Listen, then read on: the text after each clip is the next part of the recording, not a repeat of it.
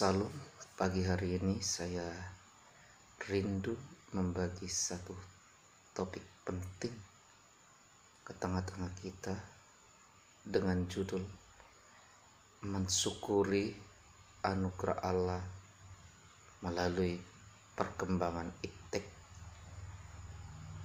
Apabila disebutkan ilmu pengetahuan, itu berkaitan dengan pengetahuan tentang sesuatu bidang yang disusun secara sistematis telah melalui prosedur ilmiah. Jika kita lihat, salah satu keunggulan manusia dibandingkan dengan ciptaan-ciptaan Allah lainnya, paling tidak yang bisa dilihat oleh mata kepala kita adalah kemampuan berpikirnya. Kemampuan berpikir ini didapatkan manusia karena Tuhan sendiri berkenan di dalam Kejadian 1 ayat 26 sampai 27 menciptakan manusia itu sebagai gambar dan rupanya. Sebagai gambar dan rupa Allah, kepada manusia diberi kemampuan berpikir. Melalui kemampuan berpikir yang dimiliki oleh manusia, manusia telah tampil menjadi makhluk yang superior, makhluk terkuat di muka bumi, dan melalui kemampuan berpikirnya, manusia sudah menciptakan begitu banyak hal, sehingga dalam perkembangan selanjutnya ada manusia-manusia yang mendewakan pikiran. Bukan hanya di kalangan masyarakat umum, tetapi juga di kalangan para pemikir-pemikir. Hari ini saya tertarik memberi 3 contoh pemikir-pemikir yang terkesan mendewakan akal pikiran. Dimulai dari seorang René Descartes, seorang pemikir yang hidup di antara tahun 1590 sampai 1650. Dikenal juga sebagai salah seorang bapak rasionalisme. Dia berkata begini, "Cogito ergo sum." Maksudnya apa? Aku berpikir, maka aku ada.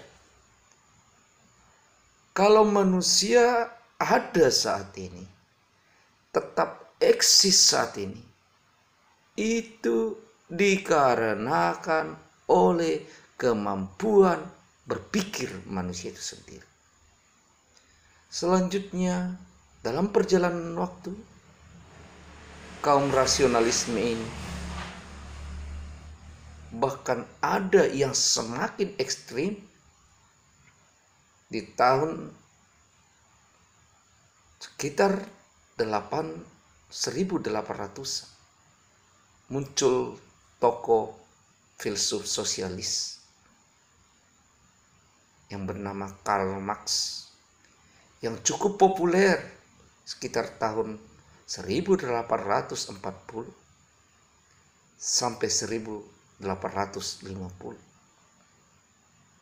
Dia menunjukkan sentimentalnya terhadap agama. Dia berkata agama tidak relevan lagi di tengah perkembangan ilmu pengetahuan dan teknologi yang sudah sekian maju. Baginya agama itu hanya seperti candu. Agama itu hanya kebutuhan orang-orang bodoh yang mana di tengah kebodohan manusia, manusia belum bisa mencari jawaban-jawaban logis terhadap sesuatu. Akhirnya manusia mengkaitkannya dengan agama. Agama dianggap Karl Marx sebagai pembunuh kreativitas berpikir manusia. Dan di tahun awal 1900-an muncul seorang tokoh, Friedrich Nietzsche, yang bukan hanya sentimen terhadap agama, tapi benar-benar sudah menghina Tuhan. Dengan pandangan filosofisnya yang berkata, Allah sudah mati. Baginya Allah sudah tidak relevan lagi untuk dipuji. Baginya Allah itu hanya menghasilkan manusia bermoral budak yang takut mencetuskan keinginannya untuk berkuasa.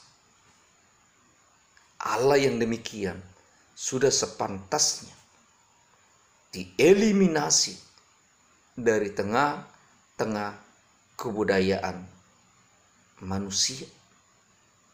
Yang diperlukan saat ini adalah manusia super yang tidak lagi membatasi keinginan-keinginannya, yang sudah tidak lagi membatasi dirinya, yang berkeinginan untuk berkuasa.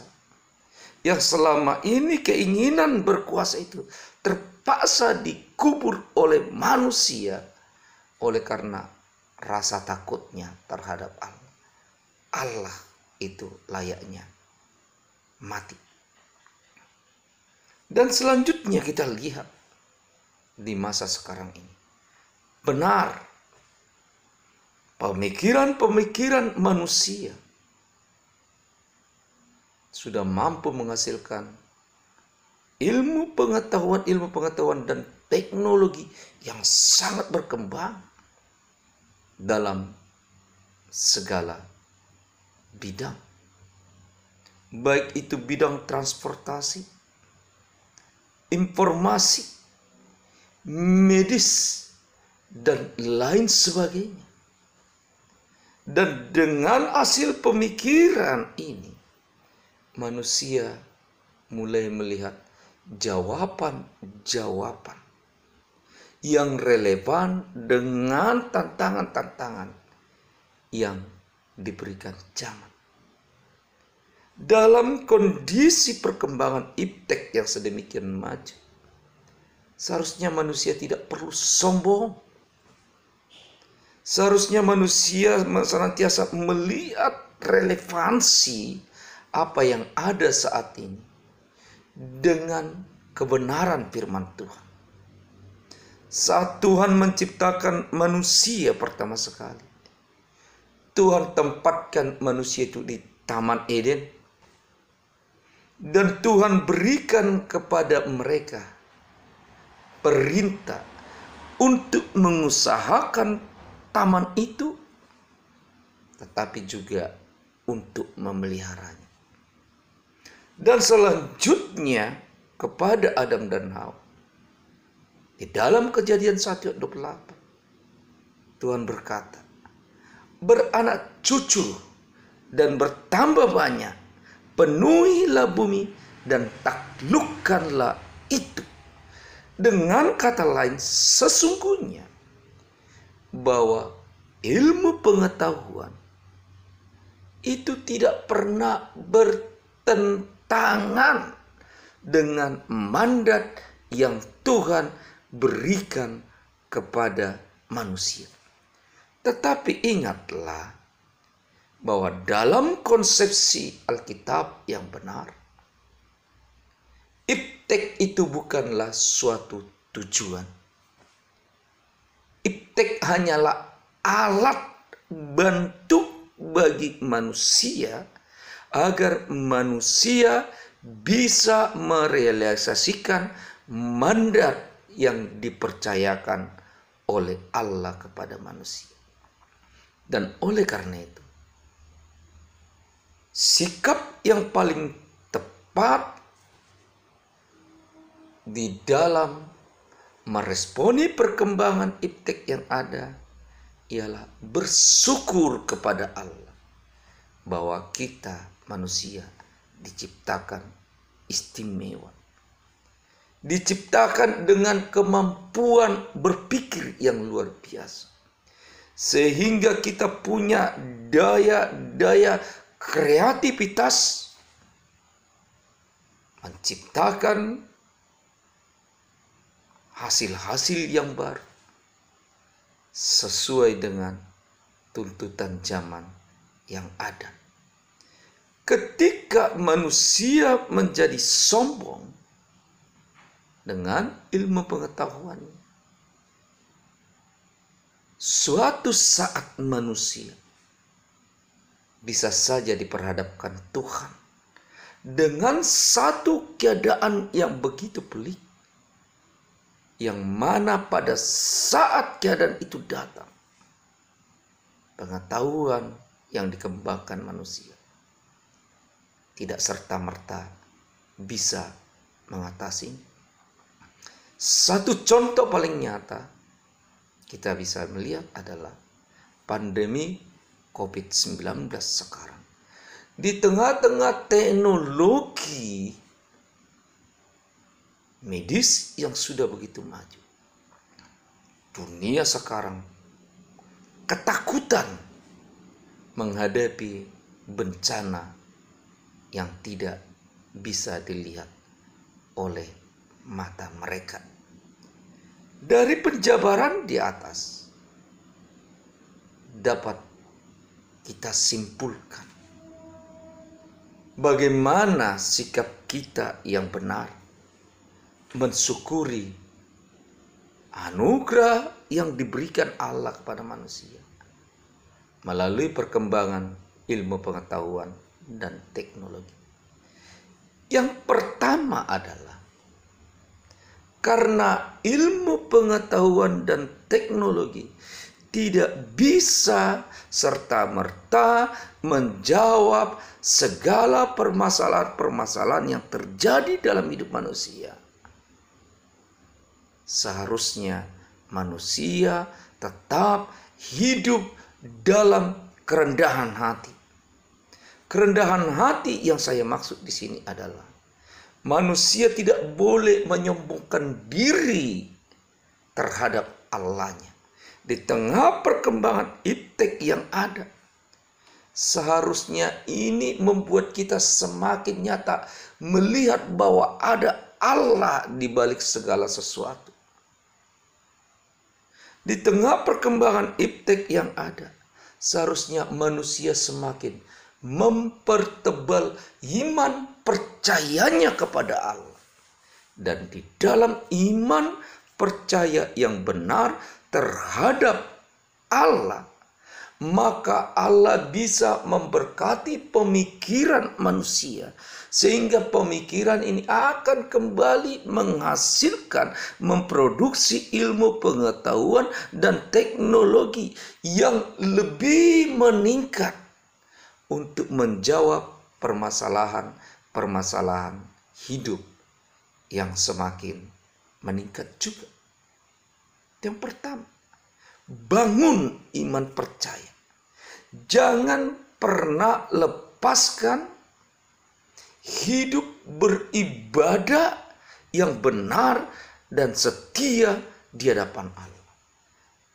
Jangan pernah lupakan bahwa di tengah perkembangan ilmu pengetahuan yang ada, doa tetap relevan.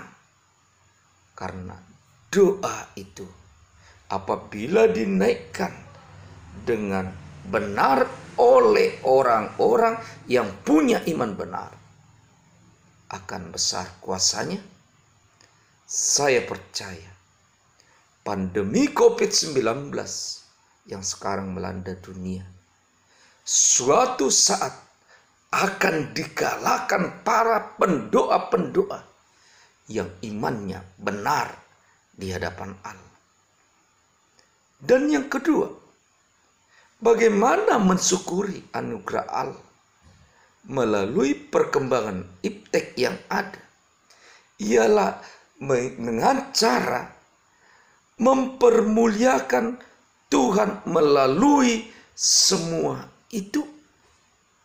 Di dalam Alkitab begitu banyak kita baca tentang bagaimana perkembangan ilmu pengetahuan dan teknologi yang ada. Ternyata sangat-sangat bisa membuat manusia mempermuliakan Tuhan. Saya beri 3 contoh. Pada zaman Nuh, Tuhan suruh Nuh membangun Bahtera. Di sana bermain ilmu pengetahuan, di sana bermain teknologi, yang mana teknologi ini akan nanti suatu saat akan mampu menahan gempuran-gempuran air bah yang akan menerjang Bahtera sangat besar yang dibuat oleh Nuh. Yang kedua, di dalam Keluaran 25-27, Tuhan perintahkan Musa untuk membangun kemah suci. Ada aturan-aturan yang harus diikuti Musa sedemikian rupa. Dan di dalam Keluaran 40 ayat 35, melalui kemah suci yang dibangun oleh Musa, Tuhan menyatakan dirinya di tengah-tengah bangsa itu. Tuhan menyatakan kemuliaannya di depan pintu kemah suci yang dibangun oleh Musa. Dan selanjutnya di 1 Raja-Raja 7-8 diceritakan tentang Salomo yang membangun bait suci Allah dengan teknik pembangunan, teknik sipil yang sedemikian rupa, menghasilkan pembangunan bait suci yang maha indah. Dan di dalam 1 Raja-Raja 8 ayat 11 dikatakan juga bahwa melalui pembangunan bait suci itu, Tuhan menyatakan dirinya dengan menampakkan kemuliaannya ke tengah-tengah bangsa Israel.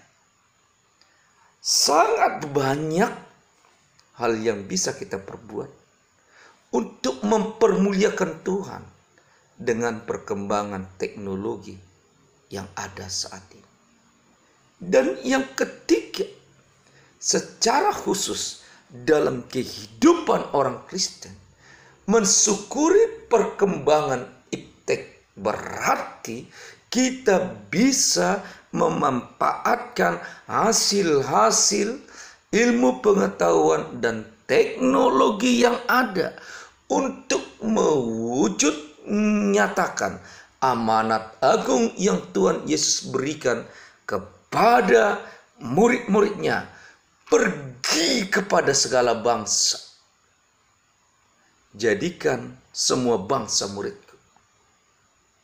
Dan pesan Yesus yang terakhir sebelum naik ke surga di Kisah Para Rasul 1 ayat 8, Yesus berkata, kamu akan menerima kuasa apabila Roh Kudus turun ke atas kamu, dan kamu akan menjadi saksiku dimulai dari Yerusalem, seluruh Yudea, Samaria, dan sampai ke ujung bumi. Dan ketika dunia barat dilanda oleh reformasi spiritual yang luar biasa, orang sebangsa Eropa pergi ke berbagai belahan dunia dengan menggunakan teknologi yang ada untuk memberitakan Injil. Dan yang keempat, mensyukuri anugerah Allah dengan perkembangan ilmu pengetahuan dan teknologi yang ada bisa dilakukan manusia dengan mengimbangi perkembangan, mengimbangi eksplorasi, mengimbangi daya penggunaan hasil-hasil alam dengan pemeliharaan. Ketika manusia lalai memelihara alam, sebagaimana mandat yang Tuhan berikan kepada Adam di Kejadian 2 ayat 15. Ingat, Tuhan tidak pernah kehabisan cara melindungi alam ini. Ternyata pandemi COVID-19 yang terjadi beberapa bulan ini sudah membuat atmosfer kita lebih bagus. Sudah membuat ozon kita yang tadinya bolong-bolong semakin tertutup. Dan dari luar angkasa sana, para astronot sudah bisa melihat langit bumi yang bersih.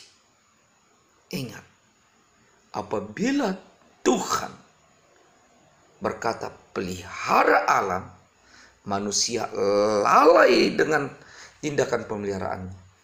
Tuhan bisa memelihara alam dengan caranya sendiri. Tetapi ketika manusia lupa mengimbangi perkembangan ilmu pengetahuan dan teknologi yang ada dengan pemeliharaan alam, suatu saat manusia yang menanggung akibatnya. Terima kasih. Tuhan memberkati. Salam.